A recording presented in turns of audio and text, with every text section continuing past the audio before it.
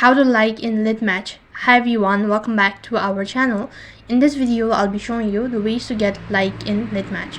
So Litmatch is a social networking app that allows users to connect with others and interact through various features, including liking profiles.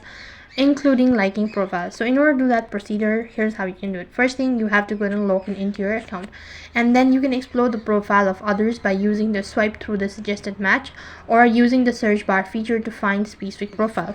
If you want to use the swipe feature, then you can just tap the browse icon located right at the bottom.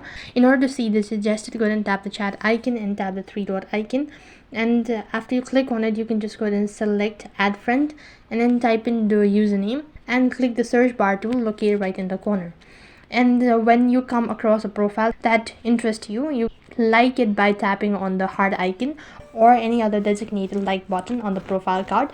This action indicates you're interested in the user and may lead to a potential match if they like you back as well. So tap the plus icon located right in the corner, just like that, and this particular person has been added. So if the user you liked also likes your profile, you'll be notified of a match and you can start chatting with each other through the app's messaging features. Following this step, you can easily like profiles and potentially connect with other users on Litmatch.